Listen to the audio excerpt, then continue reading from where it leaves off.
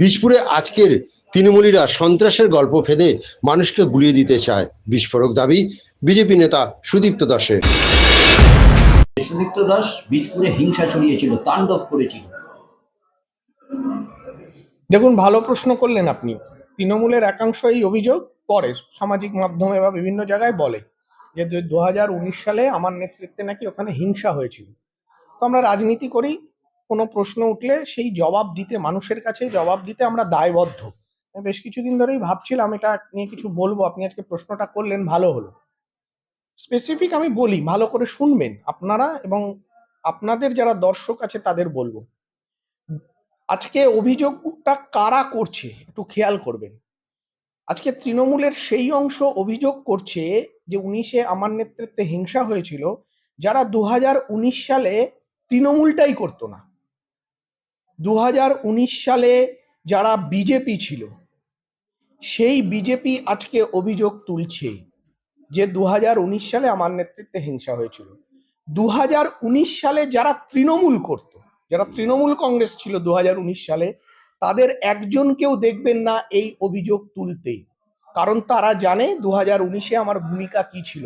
আমি নাম ধরে আপনাকে বলছি। সেই সময় তৃণমূল কংগ্রেসের কাঁচরাপাড়া শহর তৃণমূল কংগ্রেসের সভাপতি এবং কাঁচরাপাড়া পৌরসভার চেয়ারম্যান ছিলেন সুদামা রায়, মানে একই পোস্টে ছিলেন, উনি সভাপতি ছিলেন, উনি চেয়ারম্যান ছিলেন। এবং হালি শহরের সভাপতি এবং চেয়ারম্যান অংশুমান রায়, তাদের জিজ্ঞাসা করুন যে 2019-এ আমার ভূমিকা 23শে মে রেজাল্ট বেরোনোর পরে কি ছিল। তারা বলতে পারবেন। আমার বাড়ি 15 নম্বর ওয়ার্ডে, 15 নম্বর ওয়ার্ডের সাধারণ তৃণমূল কর্মীদের জিজ্ঞাসা করুন যে সেদিন আমার ভূমিকা কি ছিল। তারা আপনাদের সামনে না বলতে পারলেও, আর তারা তাদের জিজ্ঞাসাও করুন না, যে আপনারা তো সাংবাদিক, আপনাদেরও দায়িত্ব কোনো মানে সঠিক তদন্ত করে সঠিক বিষয় তুলে আনা, যে তাদের জিজ্ঞাসা করুন যে আমার ভূমিকা কি ছিল। এখন আর একটা জিনিস হতে পারে যে এটা হয়তো আজকের বিধায়ক, কাঁচরাপাড়ার চেয়ারম্যান, এই লোকগুলোকে, অর্থাৎ 2019 সালে যারা তৃণমূল ছিল তাদেরকে তো সরিয়ে দিয়েছেন, তারা তো আর তাদেরকে ওনারা তৃণমূল বলে মনে করেন না। আচ্ছা, ছেড়ে দিন, সুদামা রায়, অংশুমান রায়, এদের তো সরিয়ে দিয়েছেন। আমি বলছি কাঁচরাপাড়া পৌরসভার সিআইসি দিলীপ ঘোষ, আজকেও সিআইসি, তাকে জিজ্ঞাসা করুন না যে আমার ভূমিকা সেদিন কি ছিল। উনি বলতে পারবেন সেদিন আমার ভূমিকা কি ছিল।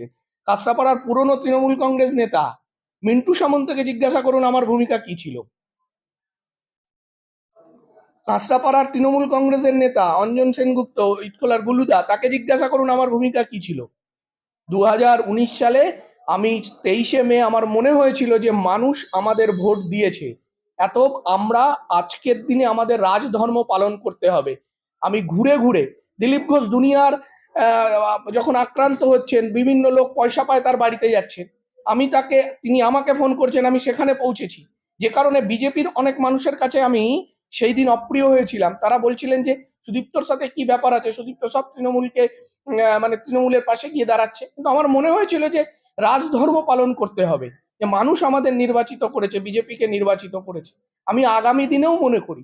আরো একটা বলি যে 15 নম্বর ওয়ার্ডে আমার বাড়ি, ওখানকার আজকে যে কাউন্সিলর আছে, ওনার স্বামী আজকে তৃণমূল কংগ্রেসের নেতা ওখানে, কমল মুখোপাধ্যায়, আমি নাম করে করে প্রত্যেকের বলছি, তাকে জিজ্ঞাসা করুন আমার ভূমিকা কি ছিলেন। কিছু হয়নি, কোনো ঘটনা ঘটেনি, তারপরেও অকারণে ভয় পাচ্ছিলেন। আমার এক বন্ধুকে দিয়ে আমাকে বলছিলেন যে আমি পার্টিটা করব বা আমরা কিছু করব না, আমাদের মানে ভয় পাচ্ছিলেন।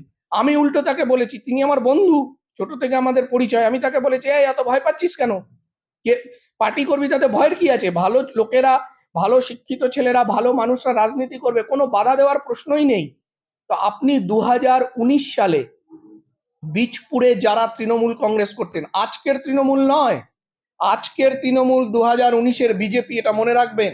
বিধায়ক সহ প্রত্যেকে সেদিনের বিজেপি, যারা দিল্লির টিকিট কেটেছিলেন বা তার আগে থেকে বিজেপি ছিলেন, তারা আজকে অভিযোগ করছে। কিন্তু সেদিন যারা তৃণমূল ছিলেন, আপনি নাম করে করে বীজপুরের পুরনো তৃণমূল কংগ্রেস নেতা যারা আছে, যারা 19 সালে তৃণমূল করেছে, তাদের জিজ্ঞাসা করুন আমার ভূমিকা কি ছিল। আমি আজও মনে করি, এবং এটা আমি মনে করি যে এটা কোনো মহান কাজ না, এটাই সাধারণ কাজ, এটাই স্বাভাবিক। এবং আগামী দিনে যখন ভারতীয় জনতা পার্টির সরকার হবে এবং বীজপুরে ভারতীয় জনতা পার্টি প্রতিনিধি নির্বাচিত হবে, তাদেরও এটাই কাজ থাকবে যে যে কোনো রাজনৈতিক দল, সিপিএম, তৃণমূল কংগ্রেস বা অন্যান্য যে কোনো রাজনৈতিক দল, মাথা উঁচু করে নির্ভয়ে রাজনীতি করবে, রাজনীতির কথা বলবে, কেউ বাধা দেবে না এবং সমালোচনা করবে। কালকে যদি আমরা ক্ষমতায় আসি, আপনি আমার সমালোচনা করতে পারবেন না?